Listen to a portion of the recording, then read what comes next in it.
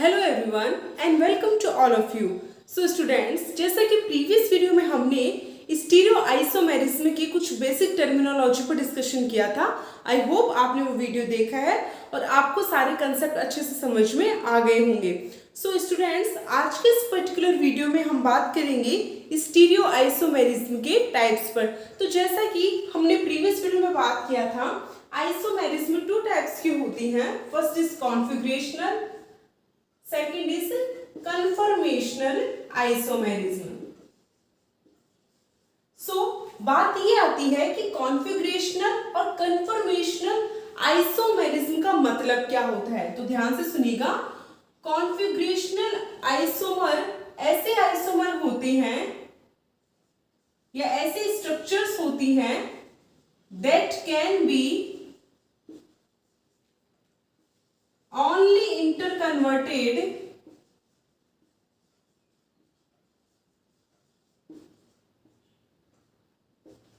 by breaking one or more bonds। तो students, अब तक आप ये तो जान चुके होंगे कि आइसोमर किनको कहते हैं।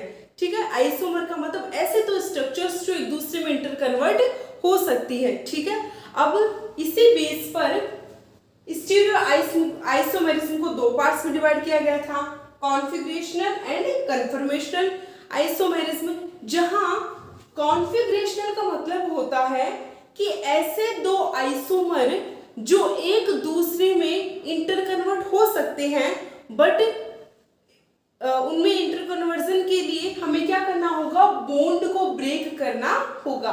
सो ऐसे स्ट्रक्चर्स जो जिनमें एक दूसरे में इंटर कन्वर्जन के लिए बॉन्ड को ब्रेक करना पड़ता है, ऐसे स्ट्रक्चर्स को या ऐसे आइसोमर को कॉन्फिगरेशनल आइसोमर कहा जाता है। अब देखते हैं हम कन्फर्मेशनल। तो बेटा, कन्फर्मेशनल का मतलब होता है ऐसे structure that can be interconverted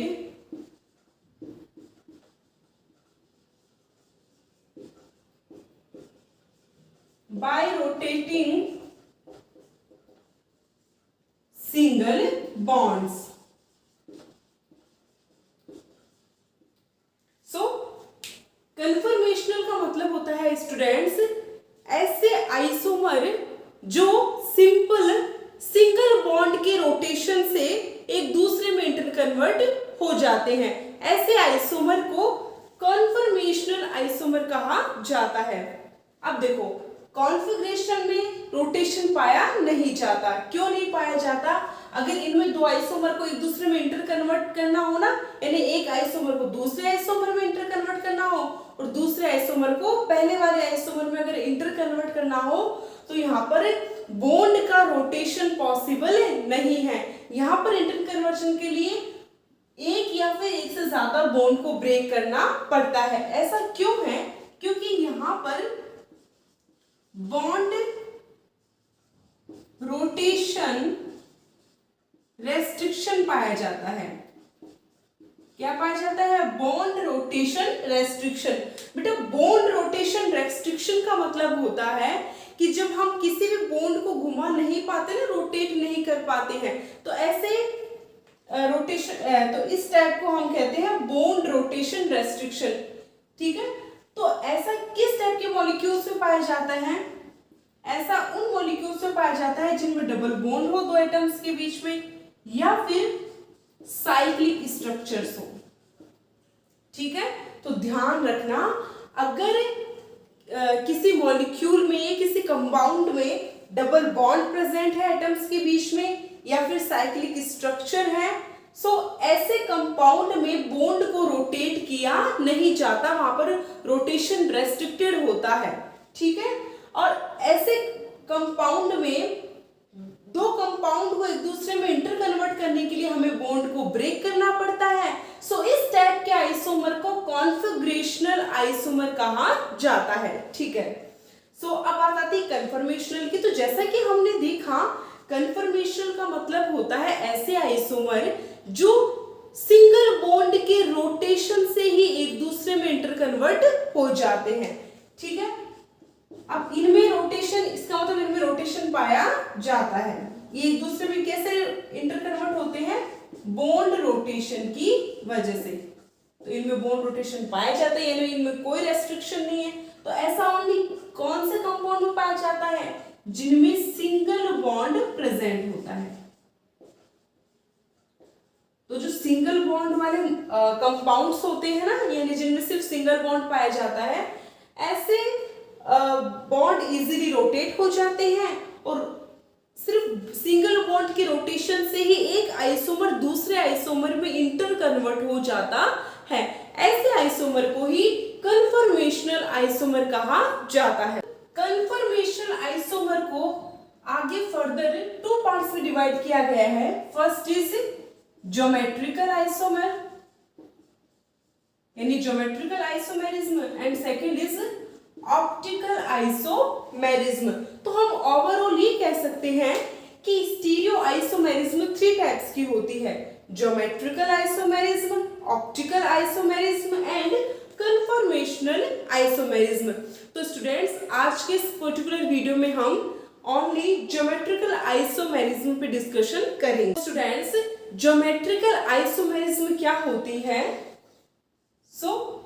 ऐसे कंपाउंड जिनका मॉलिक्यूलर फॉर्मूला सेम होता है, जिनका स्ट्रक्चरल फॉर्मूला भी सेम होता है। स्ट्रक्चरल फॉर्मूला मतलब स्ट्रक्चर। तो ऐसे कंपाउंड जिनकी स्ट्रक्चर सेम है, जिनका मॉलिक्यूलर फॉर्मूला सेम है, but different arrangement of same atoms और ग्रुप्स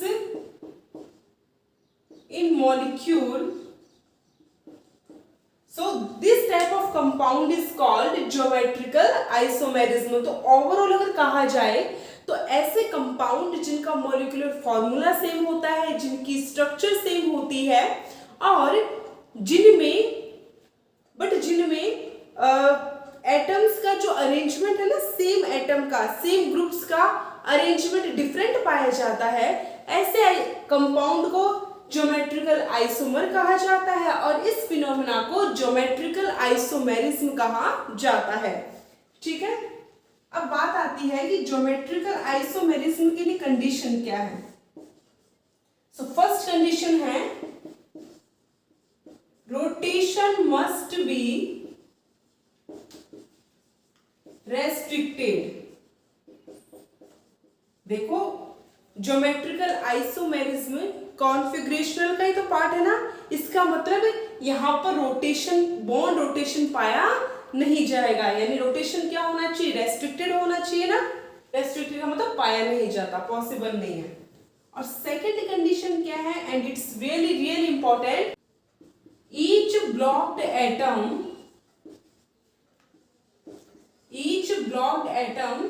हैव डिफरेंट एटम्स और ग्रुप्स।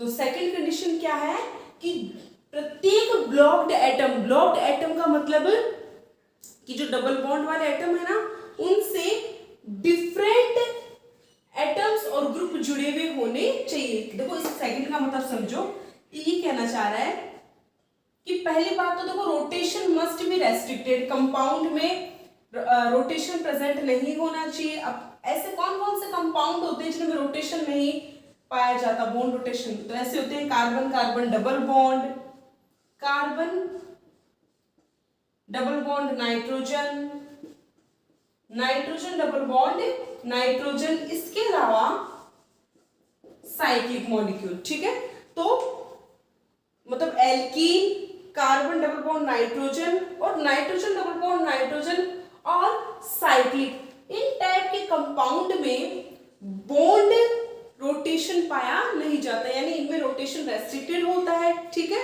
अब सेकंड पॉइंट कह रहा है कि each blocked atom have different groups और एटम्स, यानी प्रत्येक एटम पर 2 डिफरेंट ग्रुप प्रेजेंट होने चाहिए। जैसे for example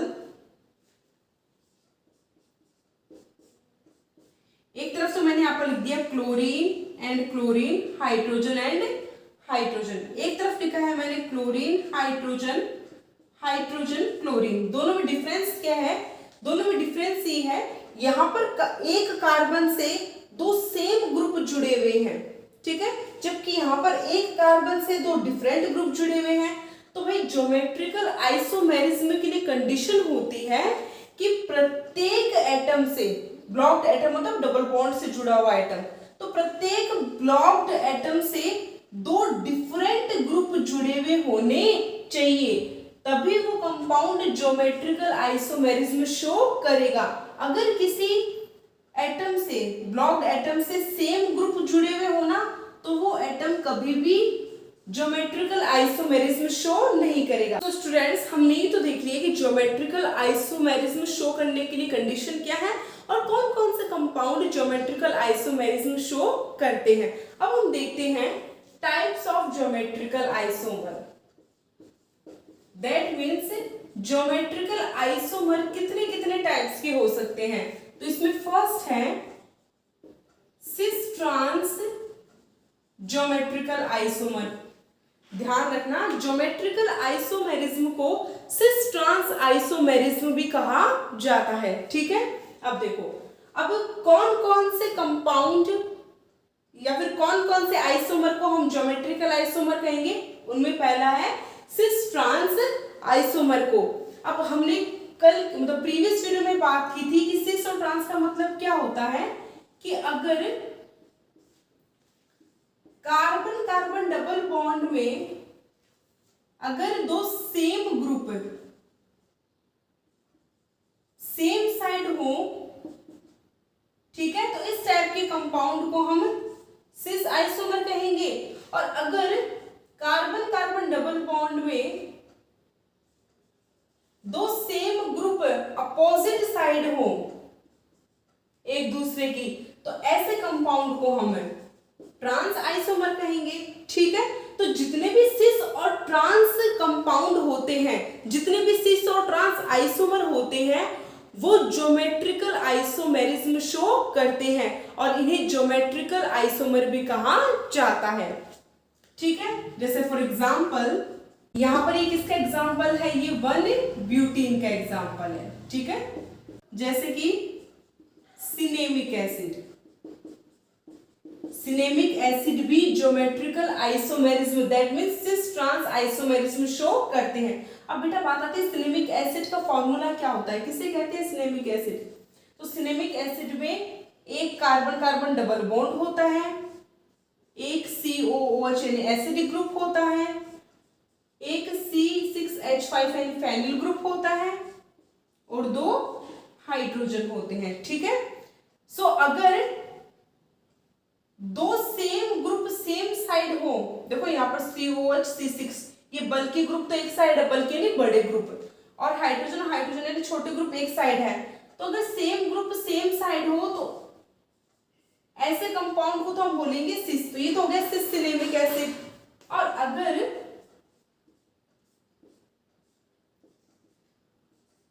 same group different different side present हो ना, तो बेटा ऐसे कंपाउंड के लिए हम यूज में लेते हैं ट्रांस वर्ड। तो ये हो गया ट्रांस सिनेमिक एसिड। अब क्या हुआ कि जो बल्कि ग्रुप थे ना, बल्कि यानी बड़े ग्रुप, अगर वो सेम साइड है तो सिस, अगर वो अपोजिट साइड है तो ट्रांस। जैसे फॉर एग्जांपल यहां पर मैं एक मॉलिक्यूल बना रही हूं, आपको बताना है कि सिस कौन सा है और ट्रांस कौन सा है।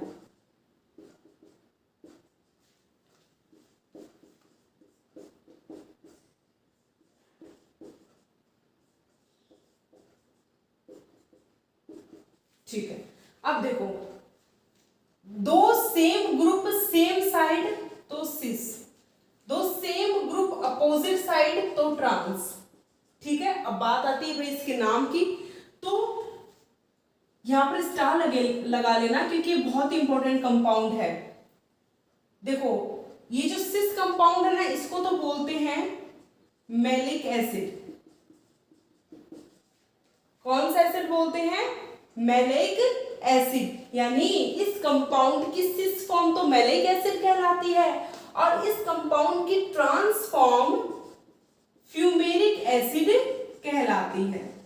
तो स्टूडेंट हम ओवरऑल ये कह सकते हैं कि जितने भी कंपाउंड जो सिस ट्रांस आइसोमेरिज्म शो करते हैं वो 100% ज्योमेट्रिकल आइसोमर कहलाते हैं। पहला एप्लीकेशन है स्टेबिलिटी। सो ध्यान रखना, ट्रांस कंपाउंड ज्यादा स्टेबल होता है कंपेयर टू सिस। ऐसा क्यों है? क्योंकि ट्रांस कंपाउंड में दो बल्कि ग्रुप एक दूसरे के अपोजिट्स होते हैं ना, जैसे फॉर एग्जांपल यहां देखिए,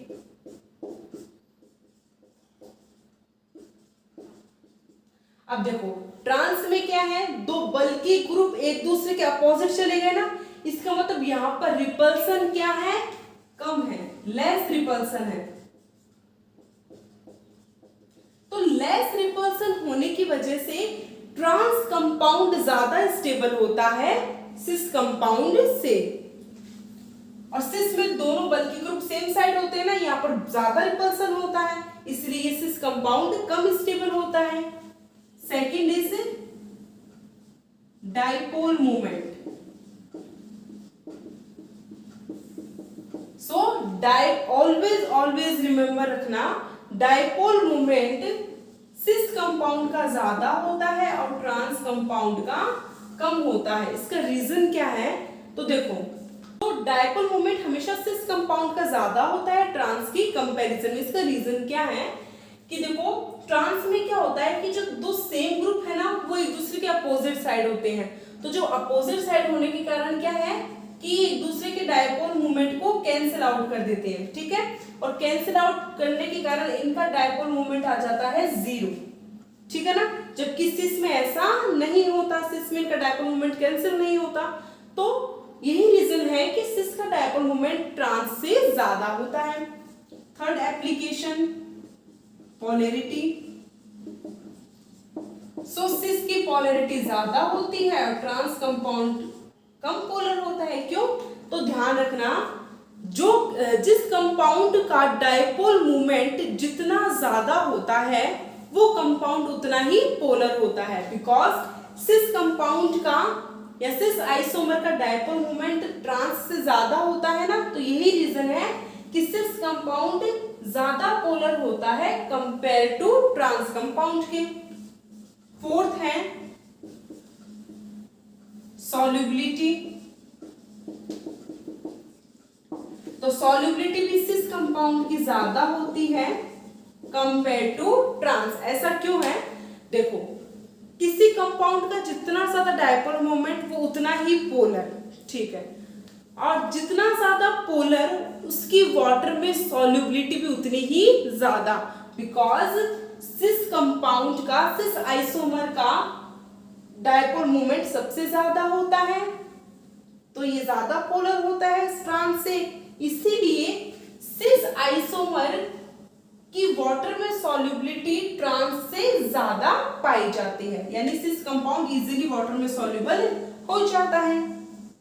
अब बात आती है बॉइलिंग पॉइंट की। तो बॉइलिंग पॉइंट भी सिस का ज्यादा होता है और ट्रांस का कम होता है।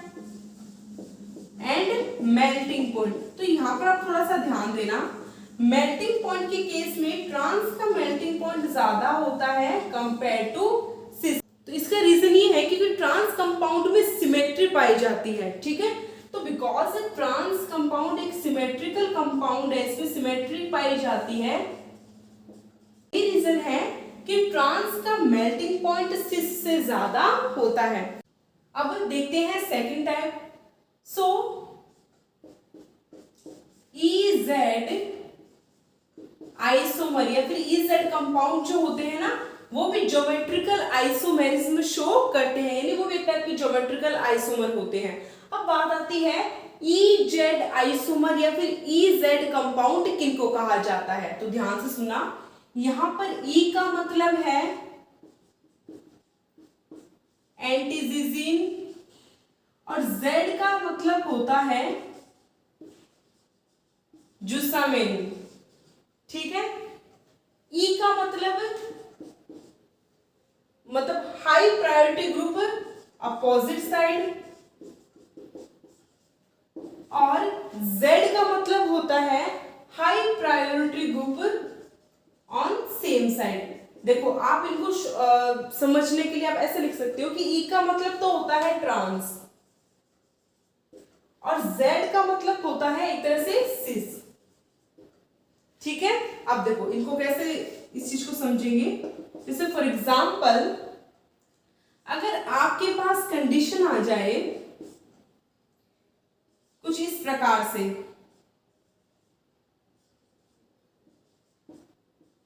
ठीक है, अब आपसे कहा जाए कि बताओ कि ये किस टाइप के आइसोमेरिज्म शो कर रहा है, तो आप कंफ्यूज हो जाएंगे। कैसे?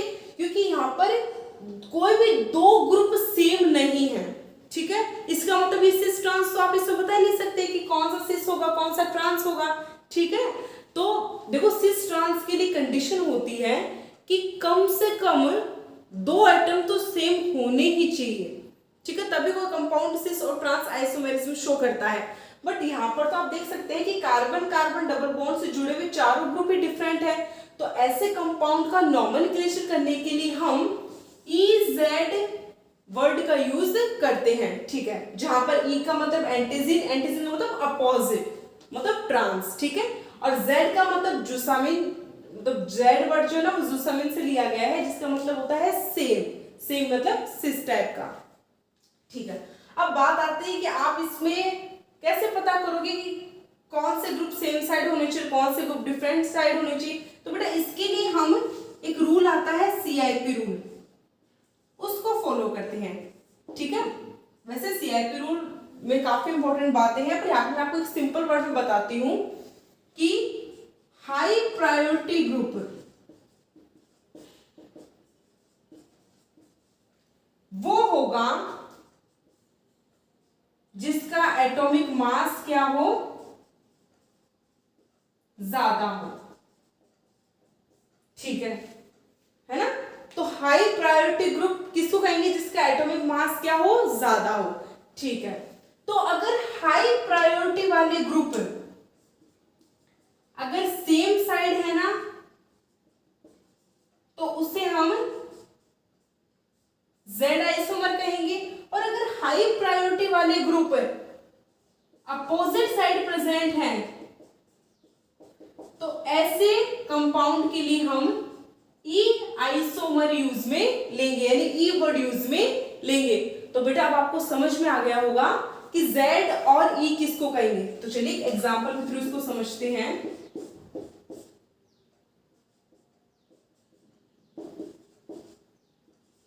अब देखो आपको क्या करना है, हर कार्बन से जुड़े हुए दोनों ग्रुप को प्रायोरिटी देनी है कि किसकी प्रायोरिटी ज्यादा है किसकी कम है। तो जैसे कि आप देख सकते हैं यहाँ इस कार्बन से एक तरफ फ्लोरीन जुड़ा हुआ है, एक तरफ हाइड्रोजन जुड़ा हुआ है। हाइड्रोजन का एटॉमिक मास कम होता है, फ्लोरीन का एटॉमिक मास ज्यादा होता है ना। तो फर्स्ट प्रायोरिटी जाएगी फ्लोरीन को, सेकंड प्रायोरिटी जाएगी हाइड्रोजन को। अब इस कार्बन पे आते हैं। इस कार्बन पे एक तरफ क्लोरीन एक तरफ ब्रोमीन जुड़ी हुई है। हमें पता है कि ब्रोमीन का एटॉमिक मास ज्यादा होता है, फ्लोरीन का एटॉमिक मास कम होता है। तो अकॉर्डिंग टू CIP रूल हमें क्या करना है कि हाई प्रायोरिटी ग्रुप को देखना है। हाई प्रायोरिटी ग्रुप किसको कहते हैं? जिसका एटॉमिक मास ज्यादा हो। ठीक है, तो अगर हाई प्रायोरिटी वाले ग्रुप, यहां पर देखो फ्लोरीन, अब देखो ध्यान से, अगर हाई प्रायोरिटी वाले ग्रुप, यहां पर देखो 1 प्रायोरिटी इसकी, यहां पर 1 प्रायोरिटी इसकी है। तो अगर हाई प्रायोरिटी वाले ग्रुप डिफरेंट साइड हो ना, एक दूसरे की अपोजिट साइड, देखो ये यहां और ये यहां अपोजिट साइड है ना, तो ऐसे आइसोमर को हम E आइसोमर कहते हैं। यानी ऐसे आइसोमर के लिए हम E वर्ड यूज में लेते हैं। और अगर अब देखो यहाँ पर ज्यादा प्रायोरिटी किसकी? फ्लोरीन की, और ब्रोमीन क्लोरीन में ज्यादा प्रायोरिटी किसकी? ब्रोमीन की। ठीक है, क्यों? क्योंकि एटॉमिक मास ज्यादा है ब्रोमीन का। तो अगर भाई सेम प्रायोरिटी वाले ग्रुप, ये यूं कह दूं कि हाई प्रायोरिटी वाले ग्रुप अगर सेम साइड हो, देखो यहाँ पर सेम साइड है ना, तो ऐसे आइसोमर को हम Z आइसोमर कहते हैं। हमने यहाँ पर एक एग्जाम्पल लिया है, आपको ये बताना है कि ये कौन से आइसोमेरिज्म शो करेगा। तो बेटा जब कार्बन कार्बन डबल बॉन्ड से 4 डिफरेंट ग्रुप जुड़े हुए हो ना, तो ये EZ आइसोमेरिज्म शो करता है। और EZ आइसोमेरिज्म ज्योमेट्रिकल आइसोमेरिज्म का ही एक टाइप है। ठीक है, अब देखो, अब इनमें से आप कैसे बताओगे कि कौन सा तो E आइसोमर है और कौन सा Z आइसोमर है। तो हमने क्या देखा था अभी कि हमें क्या करना है, CIP रूल को फॉलो करना है। और CIP रूल को फॉलो करने पर हम क्या देखते हैं, हाई प्रायोरिटी ऑर्डर चेक करते हैं कि किसका प्रायोरिटी ऑर्डर ज्यादा है। प्रायोरिटी ऑर्डर चेक करने के लिए हमें क्या चेक करना होगा, एटॉमिक मास। जिसका एटॉमिक मास जितना ज्यादा उसकी प्रायोरिटी भी उतनी ही ज्यादा। अब यहाँ पर कार्बन है और एक तरफ हाइड्रोजन है, एटॉमिक मास किसका ज्यादा, कार्बन का ना, तो फर्स्ट प्रायोरिटी ऑर्डर इसको जाएगा, सेकंड प्रायोरिटी ऑर्डर हाइड्रोजन को जाएगा। यहाँ पर ब्रोमीन और क्लोरीन में से ब्रोमीन का एटॉमिक मास ज्यादा होता है, इसके लिए फर्स्ट प्रायोरिटी ऑर्डर इसको जाएगा और सेकंड प्रायोरिटी ऑर्डर क्लोरीन को जाएगा। जैसा कि आप देख सकते हैं कि सेम प्रायोरिटी ऑर्डर यानी हाई प्रायोरिटी ऑर्डर वाले ग्रुप सेम साइड प्रेजेंट है ना, तो ऐसे आइसोमर को Z आइसोमर कहते हैं। और अगर same priority order different side present हो तो ऐसे आइसोमर को E आइसोमर कहा जाता है। तो आई होप आपको EZ आइसोमर कंसेप्ट अच्छे समझ में आ गया हो। थर्ड आता है इसमें सिन एंटी आइसोमर। तो सिन एंटी आइसोमर भी क्या है, ज्योमेट्रिकल आइसोमेरिज्म का ही एक पार्ट, इन एक टाइप की ज्योमेट्रिकल आइसोमर ही है। तो भाई सिन और एंटी आइसोमर किनको कहेंगे, तो ध्यान से सुनना। इस टाइप के आइसोमेरिज्म ऑक्सिम और जो एजा कंपाउंड होते हैं ना, वो सिन और एंटी टाइप की आइसोमेरिज्म शो करते हैं। अब देखते हैं कि सिन और एंटी आइसोमर क्या होते हैं। तो फॉर एग्जांपल पहले बात करते हैं ऑक्सिम की। ऑक्सिम क्या होता है, कार्बन डबल बॉन्ड नाइट्रोजन और नाइट्रोजन से OH जुड़ा हुआ, और यहाँ पर कार्बन से हाइड्रोजन जुड़ा हुआ, और यहाँ पर कोई भी एल्किल ग्रुप हो सकता है, जैसे फॉर एग्जांपल हमने यहाँ पर CH3 ले लिया। ठीक है, तो इस टाइप के कंपाउंड को ऑक्सिम कहा जाता है। ठीक है, तो अब यहां पर हम इसका नोमेनक्लेचर कैसे करेंगे, अगर ध्यान से देखना, if hydrogen and OH group same side होना, तो ऐसे आइसोमर को हम सिन आइसोमर कहते हैं। ठीक है, ऑक्सिम के केस में सिन आइसोमर क्या होते हैं, अगर ऑक्सिम में हाइड्रोजन और OH दोनों सेम साइड होना, तो ऐसे आइसोमर के लिए हम सिन वर्ड यूज में लेते हैं। तो ये तो क्या हो गया, सिन आइसोमर हो गया, सिन ऑक्सिम हो गया।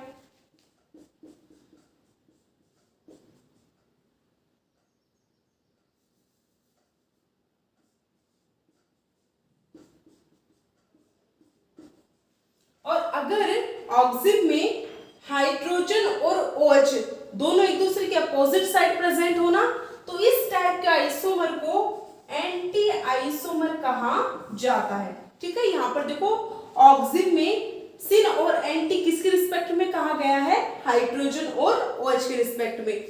अगर हाइड्रोजन और OH सेम साइड हो तो उसे सिन कहेंगे, अगर हाइड्रोजन OH अपोजिट साइड हो तो उसे एंटी कहा जाता है। अब देखो,